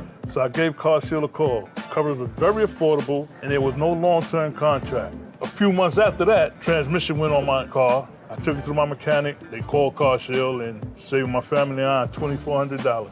Car Shield is America's #1 auto protection company. Their administrators have paid out over $1 billion in claims and cover most vehicles from 5,000 to 150,000 miles. You'll receive 24/7 roadside assistance, courtesy towing, rental reimbursement at no additional charge. Give Car Shield a call today before it's too late. Remember, Car Shield cars go farther. Protect yourself now against expensive auto repair bills. Call 800-513-9263. We were always hippies at heart, I guess, and that was one way that we showed it before we became full-time RVers. And we were definitely living small and minimally. What made us decide to go with Battleborn was everyone from their top leadership team down to their service department helped us so much the whole way through. Our relationship with Battleborn is so much more than business. And me and Dennis love to jam together. We've played together multiple times, and that's been an awesome transition. Be able to learn so much more about the business. Also, just make some awesome friends. Alicia. You can't hold somebody to that standard if you haven't voiced what you want and what you're needing from that. Mika. If you're not communicating expectations, you're waiting for your feelings to be hurt. Nicole. A lot of people don't want to take the time out to be alone and to get themselves together. Ivan. You got to be willing to work through stuff. And from the jump street, y'all done had problems. Maybe you don't need to be working through those. BS3 Network proudly presents Queen 3 and King podcast. Live every Tuesday at 7 p.m. Central.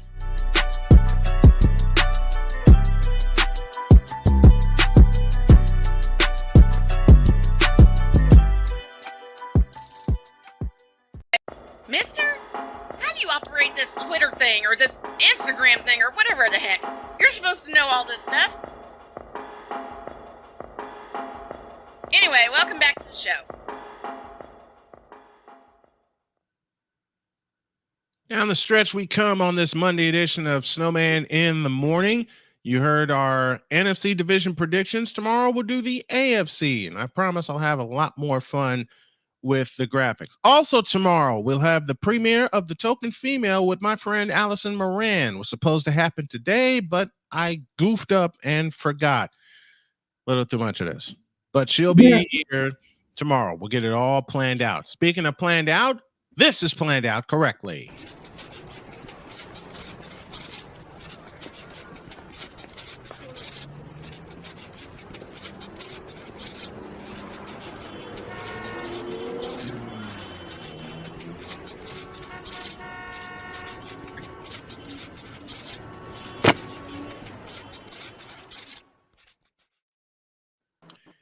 Here we go. Jay Spivey is back with us. Jay, how are you, man?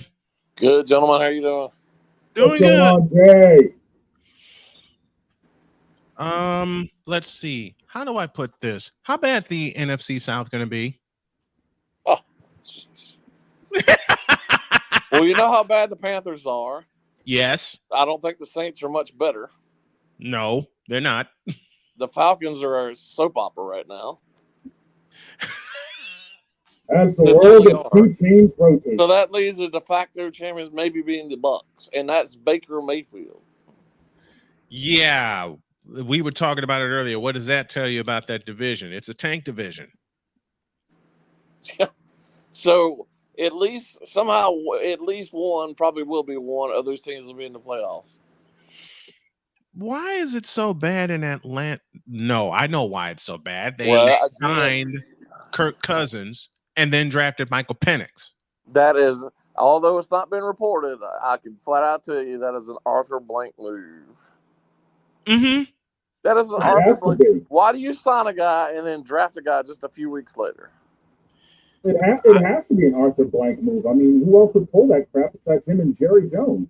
So what he did, not tell your franchise quarterback that you were drafting another quarterback, and never called until they actually were on the phone with the guy, with Penix.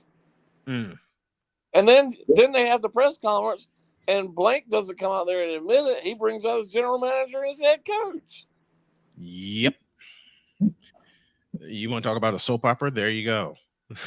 That's more like all that money to Cousins is guaranteed. Most of it is. Half of that contract is guaranteed. What are you going to do with him for at least 2 years? Probably 3. What are you going to do with him? I don't have an answer to that because they're still not set. Why are you drafting a quarterback? I don't care who it is. Even if it were Caleb Williams, why are you drafting a quarterback? It makes no sense. And then he parades out his head coach and general manager to take 2 gunshots, and everyone else is aiming straight for him. And Arthur Blank hid like the coward he is. Exactly. Arthur Blank hid, brought out the coach and the general manager, and then on top of that, if you think about it, he let Michael Penix take a couple of hits. Well, if you watch the night of the draft, when everybody was shocked that it happened, you can see Arthur Blank in the war room. You can see him sitting there. Yep. And he's high-fiving and clapping with everybody. So I know it was a Blank move. It was. Plain and simple. And since we're talking about division predictions, we already saw what the South will bring. What do you think the East will bring? Well, we know who's not going to win. That team in Texas. No, I don't think Dallas will make the. I said this earlier in the show. I don't think Dallas will make the playoffs. I don't know what they've done the entire offseason, and they really signed nobody during free agency. Their draft was not good at all. They have no running back. They have no running back whatsoever, and I'm sorry, you're going to rely on Dak Prescott, you're not going to win. And CD Lamb is going to be begging for that contract.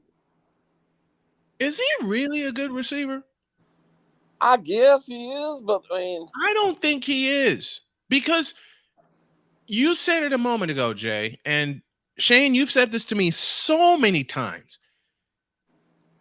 Just because CD Lamb led the league in receptions and yards does not mean he's a good receiver. It means the Cowboys had no running game to rely on. They relied on a quarterback that was, well, let's just say it honestly, mediocre at best for parts of the season. Well, if you think the running back was mediocre last season, who's going to play running back this season? Apparently, they expected is to be. Is Tony Dorsett coming back? No. Emmett, is he coming back? Not a chance. Because they got nobody. Unless Jerry Jones is going to put the pads back on. That ain't going to happen. And Ryan just said it a moment ago. They did not extend Dak Prescott, CeeDee Lamb, or Parsons. And I am going to say out loud, nor should they. The only one to me right now, the most pertinent one is Parsons. Parsons. Most of the three. I'll give you that. Yes. The least pertinent is Dak Prescott. Is Prescott. Plus, he's a quarterback, so you're not going to pay him an arm and a leg. Of course. But for what? Has he done anything since he's been in the league? He's won absolutely nothing. Has he? What does he have? 2 playoff wins in his 8 2? years? I don't even know if it's 2. He has 8.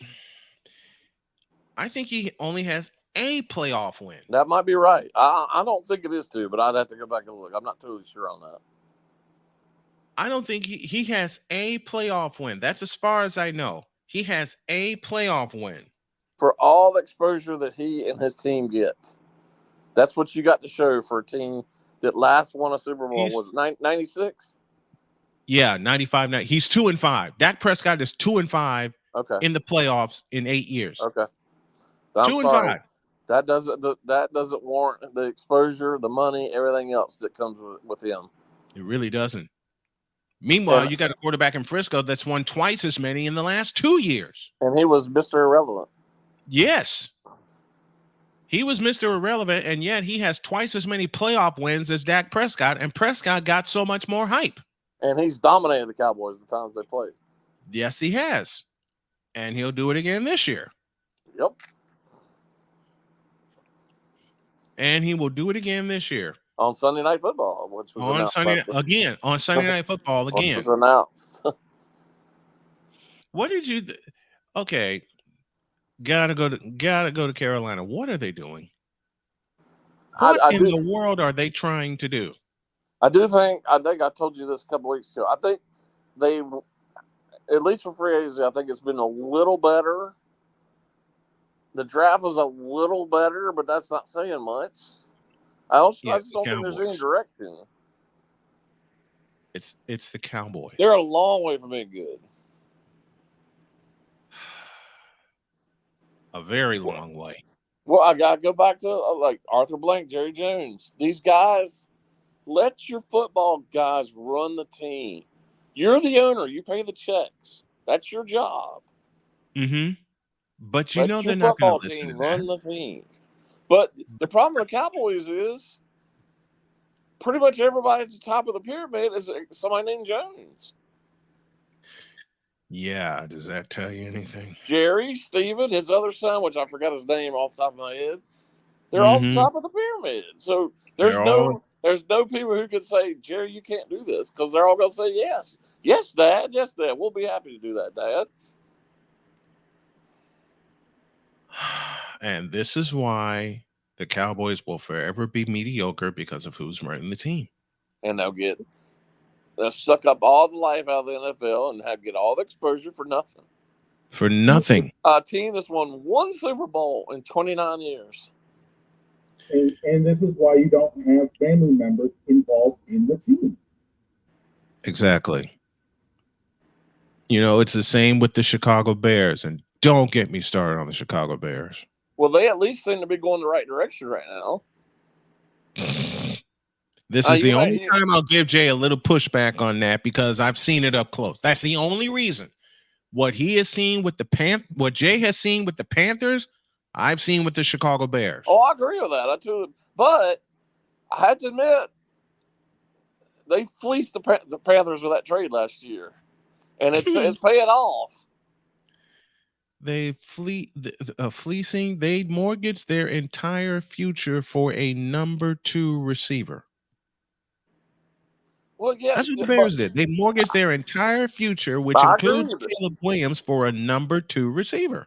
Well, you may not like the Bears, and I get that, but you got to admit they're a lot better off than they were a year or 2 ago. I'll believe that when I see it. I'm sorry. I cannot and will not trust a team. And listen, I have not been a Bear fan ever. All right. This is not personal hate. This is from me seeing what the team does. And this also comes from me covering the Bears for a couple of years. I'm not impressed, nor will I be impressed. Can I be? Yes, absolutely. Absolutely. Minnesota Timberwolves, hello. But it goes back, for me, they mortgage their future on a player that's a number 2 receiver. Can they trend in the right direction? Are they trending in the right direction? Yeah, I'll answer both of those with a yes. But until I see it on the field. Well, that's my point. You can't say they're in a worse position now than they were 2 years ago. True. Because the draft picks they got from the Panthers have really paid off. Mm-hmm. But there's still an offensive line to fix. Yeah, I agree with that. But still, I mean, at least for the Bears, and you know the history as well as anybody, other than Jim McMahon in recent years, who's been a quarterback there? Nobody. The Jim McMahon has been the closest thing they've had to a franchise quarterback in years, in many moons. In many moons. And the closest, and I say closest with about 100-yard distance, would be, for me, Eric Kramer. But I put this caveat in there. They misused him. And then to show that all those people, they were debating on whether or not to keep Fields, they basically gave the Fields to the Steelers for nothing. They gave him to the Steelers for nothing. Now, that's a situation I can't wait to laugh at out loud. The Steelers. Which begins with this question. Who's going to play quarterback for them? I think initially Russell Wilson will. Now, at some point, maybe in the first month to 6 weeks, that probably will change. But I just don't. I understand Russell Wilson struggled the last couple of years. But if you look at his stats last year, they weren't as bad as people think they were. Mm-hmm. And to me, Fields is just not a good quarterback. He pulls back and wants to run the ball every single time. You can't do that. Thank you for saying that out loud. Thank you for saying that out loud. It's like when it counts, Lamar Jackson struggles in the playoffs. He pulls it. Now I got a feeling that even Penix said this before the draft. He said, "I want to be the greatest running quarterback ever." Well, you can't do that in the NFL. You can't. You absolutely can't. You absolutely can't do that. If you are going to play quarterback, you have to play the position. Look at Robert Griffin III. He's a prime example. Mm-hmm. He got destroyed. He had 1 year. Look at your boy, quote unquote Superman. Look at him. He can't even walk now. You know what? A lot of people are going to say this is out of hatred. This is out of me watching football. I wasn't too impressed with Cam Newton at Auburn. Ooh. For the same reason you said about Justin Fields. The same reason. I mean, if we're going to be honest about running quarterbacks, the last good one outside of Michael Vick was doggone Dante Culpepper. Nah. I'll do you one better. The best running quarterback that I have watched is a Hall of Famer, Steve Young. Yes. Because Steve Young not only was a running quarterback, he actually learned how to play the position. George Seifert got in his behind about being a pocket passer and only running when necessary. The fact that Steve also and I think playing, even though they clearly didn't get along very well, I think playing behind Montana for those however many years it was helped him. Yeah, it did. It did, and he said as such. He said as such about playing behind Montana and how it's helped him, and that 40-8 game in 1994 against, oddly enough, the Philadelphia Eagles, where Steve Young got yanked, kicked the door open for him. Yep. The best dual, and according to Tavares, he says it's Lamar. No, the best dual threat quarterback in history is Steve Young. Well, certainly not for Lamar. It's certainly not the best dual threat ever, but not even close. Now you can argue that now, but you can't argue that in terms of history. I can't even argue that now. I can't argue that Lamar is the best dual threat quarterback now. And I have two reasons. One, he struggles in the biggest games, AFC divisional 5 years ago, AFC championship this past season. And secondly, and not many people will say this aloud, except me and a few that watch football with a very critical eye, Lamar has regressed. Lamar has regressed, and the Baltimore Ravens have relied on him too much, on his legs, the same way that the Cowboys became too reliant on Dak Prescott's arm, the same way Seattle became much too reliant on Russell Wilson altogether. Well, let's go back at whatever year that was in the Super Bowl. If they'd given the ball to the running back, they would have had one more Super Bowl win. Mm-hmm. Instead, they throw the ball on the 1 yard line. And Malcolm Butler read it. Oh, no wonder. Malcolm Butler read that. He read it. He did. Everybody read that. What are you talking about? We knew that was coming. I could have jumped that route and made that interception. Shucks, I only have one good leg, and I could have jumped that on the 1 yard line. And for whatever, I guess it's his ego, but it's obvious that Russell Wilson did not get along with Pete Carroll or with he was the Broncos coach. Sean Payton? Yeah, Payton, yeah. And then the other guy that they canned after 3 or 4 games, whatever his name is. Mr.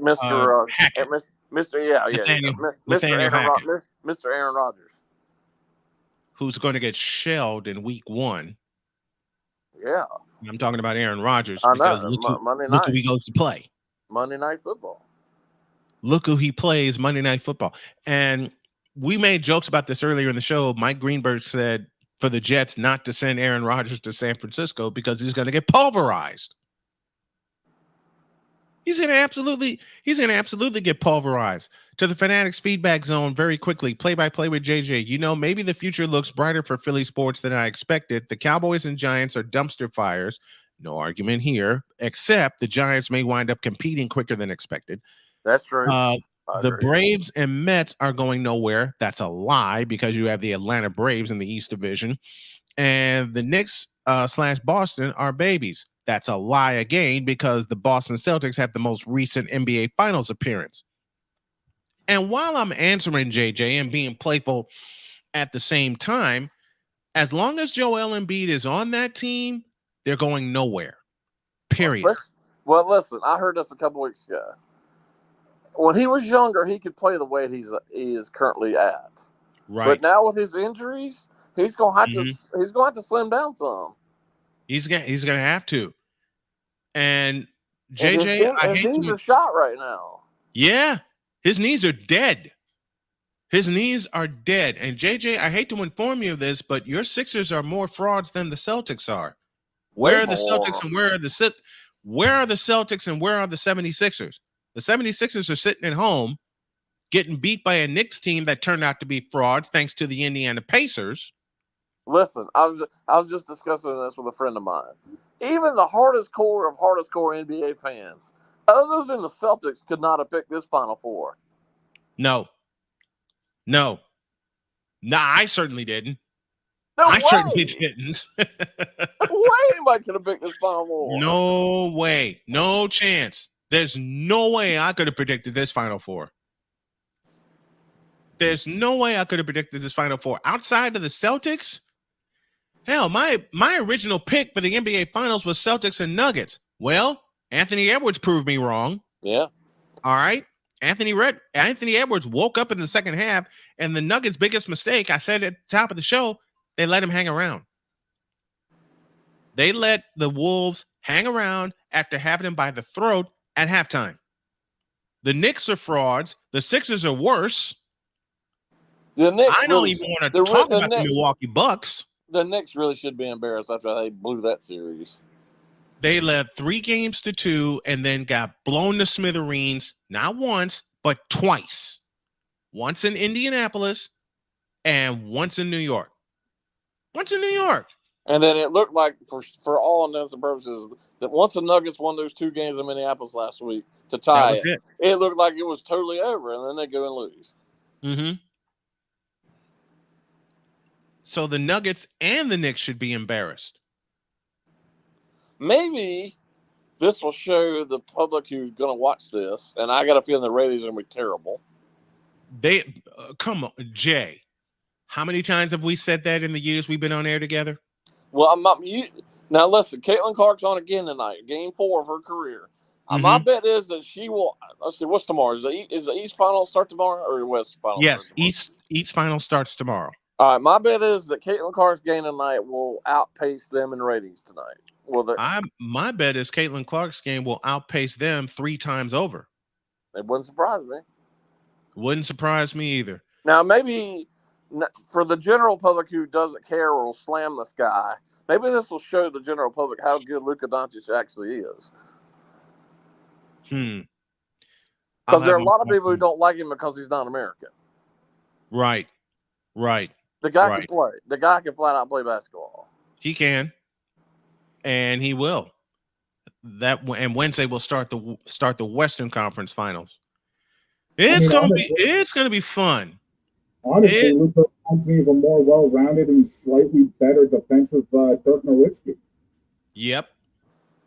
But what Nowitzki's two big advantages for Nowitzki: a post game and a jump shot. And Luka's hurt right now too, and he's still playing well. Yep, that he is. All right, we're up against it. Jay Spivey, thank you for being patient with me. Glad to have you back. We will talk to you in 1 week's time, my friend. Thank you so much. Sounds good. Thanks.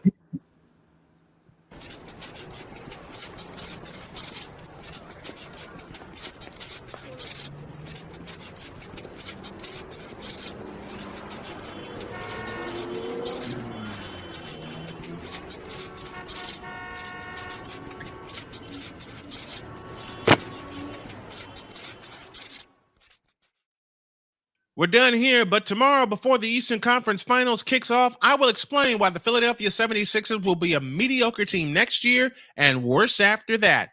And the reason, where's number 21? Till tomorrow, have a great day. God bless. Remember to make your next move your best move. And always remember, if your dreams don't scare you, they are simply not big enough. And I may have to put this one in the garage tomorrow. See you then. Out!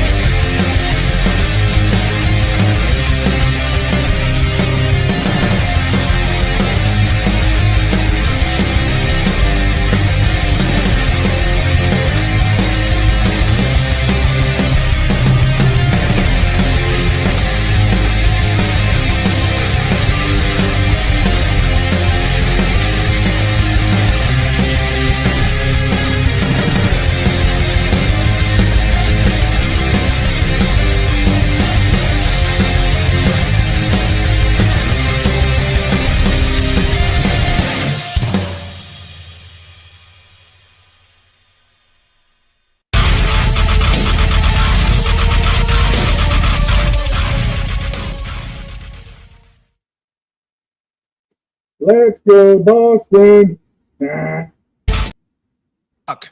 Deal with it.